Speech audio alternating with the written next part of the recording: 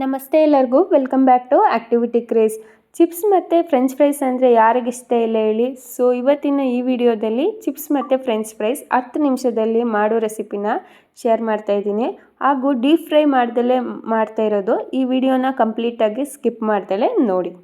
ನಾನಿಲ್ಲಿ 2 ಗೆಣಸು ತೊಗೊಂಡಿದ್ದೀನಿ. ಅದನ್ನು ಸಣ್ಣಕ್ಕೆ ಹೆಚ್ಕೊಂಡು ಒಂದು ಬೌಲಲ್ಲಿ ನೀರಲ್ಲಿ ಹಾಕಿಟ್ಟಿದ್ದೀನಿ. ಅದನ್ನು ಇವಾಗ ನಾವು ಸ್ವಲ್ಪ ಡ್ರೈ ಮಾಡ್ಕೊಬೇಕು. ಒಂದು ಪ್ಲೇಟಿಗೆ ಎತ್ತಿಟ್ಕೊಂಡು ಟಿಶ್ಯೂ ಪೇಪರ್ ಮೇಲೆ ಹಾಕಿ ಸ್ವಲ್ಪ ಡ್ರೈ ಮಾಡ್ಕೊಳ್ಳಿ.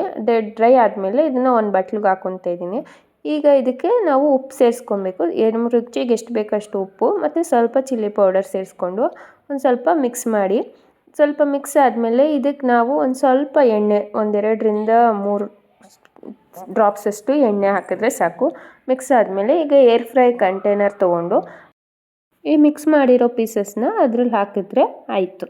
ನಾವು ಕೇವಲ ಬರೀ 10 ನಿಮಿಷದಲ್ಲಿ ಇದನ್ನು ಮಾಡ್ಕೊಳ್ಬೋದು. ನಾನು ಸಣ್ಣಕ್ಕೆ ಹೆಚ್ಚಿರೋದ್ರಿಂದ ಇದು ಬೇಗ ಬೆಂದೋಗುತ್ತೆ. ನೀವು ಬೇಕಂದರೆ ದಪ್ಪಕ್ಕೂ ಕೂಡ ಹೆಚ್ಕೊಳ್ಬೋದು. ಈಗ ಇದನ್ನು ಏರ್ ಫ್ರೈಗೆ ಇಡ್ತಾಯಿದ್ದೀವಿ. ಟೆಂಪ್ರೇಚರ್ ಬಂದು 200 ಡಿಗ್ರಿಗೆ ಸೆಟ್ ಮಾಡ್ತಾಯಿದ್ದೀವಿ. ಅದಾದಮೇಲೆ 10 ನಿಮಿಷ ಕುಕ್ ಮಾಡ್ಕೊತಾ ಇದ್ದೀವಿ. 10 ನಿಮಿಷಕ್ಕೆ ಟೈಮ್ ಸೆಟ್ ಮಾಡ್ತಾಯಿದ್ದೀವಿ ನೋಡಿ. ಓಕೆ, ಇವಾಗ 10 ನಿಮಿಷ ಟೈಮ್ ಸೆಟ್ ಆಗಿದೆ. ಇದು ಫ್ರೈ ಆಗಬೇಕು. ಮಧ್ಯದಲ್ಲಿ ನೀವು 5 ನಿಮಿಷಕ್ಕೆ ಒಂದ್ಸಲ ತೆಗ್ದು ನೋಡಬೇಕಾಗುತ್ತೆ. ಸ್ವಲ್ಪ ನೀವು ಅದನ್ನು ಮಿಕ್ಸ್ ಮಾಡ್ಕೊಳ್ಬೇಕು. ನಾವು ಡೀಪ್ ಫ್ರೈ ಮಾಡುವಾಗ ತಿರುಗಿಸ್ತಾ ಇರ್ತೀವಲ್ವ ಎಣ್ಣೆಯಲ್ಲಿ, ಅದೇ ಥರ ಇದನ್ನು ಸ್ವಲ್ಪ ಸ್ಪೂನಲ್ಲಿ 5 ನಿಮಿಷ ಆದಮೇಲೆ ತೆಗ್ದು ನೋಡಿ.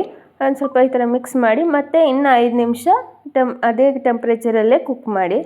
ನೋಡ್ತಾ ಇದ್ದೀರಾ, ಆಲ್ರೆಡಿ ಸ್ವಲ್ಪ ಗೋಲ್ಡನ್ ಬ್ರೌನ್ ಆಗಿದೆ, ಸ್ವಲ್ಪ ಫ್ರೈ ಆಗಿದೆ. ಅದಕ್ಕೋಸ್ಕರ ನಾವು 5 ನಿಮಿಷ ಇಡ್ತಾ ಇಲ್ಲ, ಸೇಮ್ ಟೆಂಪ್ರೇಚರಲ್ಲೇ 3 ನಿಮಿಷ ಇಡ್ತಾ ಇದ್ದೀವಿ. 3 ನಿಮಿಷ ಆದಮೇಲೆ ಒಂದ್ಸಲ ನೋಡಿ, ಬೆಂದಿಲ್ಲ ಅಂದರೆ ನಾವು ಬೇಕಾದರೆ ಮತ್ತೆ ಇಡ್ಬೋದು ಅಂತ 3 ನಿಮಿಷ ಇಟ್ಟಿದ್ವಿ. ಇದು ಆಲ್ರೆಡಿ ಕರೆಕ್ಟಾಗಿ ಬೆಂದಿದೆ. ಇವಾಗ ಫುಲ್ ಕ್ರಿಸ್ಪಿಯಾಗಿದೆ. ತುಂಬಾ ಚೆನ್ನಾಗಿತ್ತು ರೆಸಿಪಿ. ಡೀಪ್ ಫ್ರೈಗಿಂತ ತುಂಬ ಚೆನ್ನಾಗಿತ್ತು, ಟೇಸ್ಟಾಗಿತ್ತು. ನೀವು ಇದು ಚಿಕ್ಕ ಮಕ್ಕಳಿಗೆ ಅಥವಾ ನಿಮ್ಮ ಮನೆಯಲ್ಲಿ ಸಂಜೆ ಹೊತ್ತು ಬೋರ್ ಆದಾಗ ಈಸಿಯಾಗಿ ಈ ರೆಸಿಪಿನ ಮಾಡ್ಬೋದು. ನಿಮಗೆ ಈ ರೆಸಿಪಿ ಇಷ್ಟ ಆದರೆ ಲೈಕ್ ಮಾಡಿ, ಶೇರ್ ಮಾಡಿ, ಹಾಗೆ ಕಮೆಂಟ್ ಮಾಡಿ.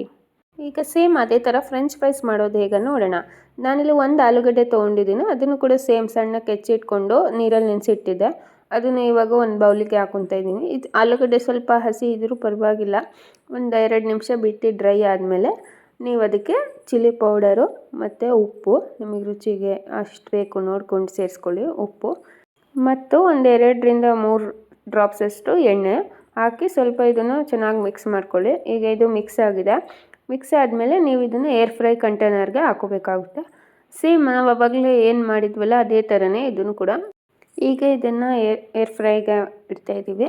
ಇದಾದಮೇಲೆ ಇದನ್ನು ಕೂಡ ಸೇಮ್ ಟೆಂಪ್ರೇಚರ್ 200 ಡಿಗ್ರಿಗೆ ಸೆಟ್ ಮಾಡ್ಕೊತಾ ಇದ್ದೀವಿ. ಮತ್ತು ಇದರಲ್ಲಿ ನಾವು ಮೆನು ಸೆಲೆಕ್ಟ್ ಮಾಡ್ಕೊಳ್ಬೋದು. ಅಲ್ಲಿ ಚಿತ್ರ ತೋರಿಸ್ತಾ ಇದ್ದಾರೆ ಫ್ರೆಂಚ್ ಫ್ರೈಸಿಂದು ಫಸ್ಟ್ ಆಪ್ಷನ್ ಇದೆ. ಸೊ ಮೆನು ಸೆಲೆಕ್ಟ್ ಮಾಡಿದ್ದೀವಿ. 10 ಮಿನಿಟ್ಸಿಗೆ ಸೆಟ್ ಮಾಡಿದ್ದೀವಿ. ಅದೇ ಥರ 5 ನಿಮಿಷಕ್ಕೆ ಒಂದ್ಸಲ ನೀವು ತೆಗೆದು ನೋಡಿ, ಅದನ್ನು ಸ್ವಲ್ಪ ಮಿಕ್ಸ್ ಮಾಡಿಬಿಟ್ಟು ಮತ್ತೆ ಇನ್ನು 5 ನಿಮಿಷ ನೀವು ಇಡಬೇಕಾಗುತ್ತೆ ನೋಡಿ. 5 ನಿಮಿಷ ಆದಮೇಲೆ ತೆಗ್ದು ಮತ್ತೆ ಇನ್ನೊಂದ್ಸಲ ಇಟ್ಟು ತೆಗಿತಾ ಇದ್ದೀವಿ. ಈಗ ಕಂಪ್ಲೀಟಾಗಿ ಆಗಿದೆ. ಇದನ್ನು ಒಂದು ಪ್ಲೇಟಿಗೆ ಹಾಕ್ಕೊಂಡು ನೀವು ಸಾಸ್ ಜೊತೆಗೆ ತಿನ್ಬೋದು. ತುಂಬ ಚೆನ್ನಾಗಿರುತ್ತೆ ಈ ರೆಸಿಪಿನೂ ಕೂಡ. ಆಯಿಲ್ ಫ್ರೈಗಿಂತ ಇದು ಒಳ್ಳೆಯದು. ಮಕ್ಕಳಿಗೆಲ್ಲ ತುಂಬಾ ಇಷ್ಟ ಆಗುತ್ತೆ. ನೀವು ಕೂಡ ಟ್ರೈ ಮಾಡಿ. ಆದರೆ ಒಂದು ಸ್ಮಾಲ್ ಟಿಪ್ಸ್ ಏನಂದರೆ, ಆಲೂಗಡ್ಡೆದು ನೀವು ಫ್ರೆಂಚ್ ಫ್ರೈಸ್ ಮಾಡುವಾಗ ಮುಂಚೆನೇ 1/4 ಗಂಟೆ ನೆನೆಸಿಟ್ಟಿರಿ ಆಲೂಗಡ್ಡೆನ. ಆವಾಗ ಬೇಗ ಸಾಫ್ಟಾಗಿ ಆಗಿರುತ್ತೆ. ತುಂಬ ಚೆನ್ನಾಗಿರುತ್ತೆ ರೆಸಿಪಿ.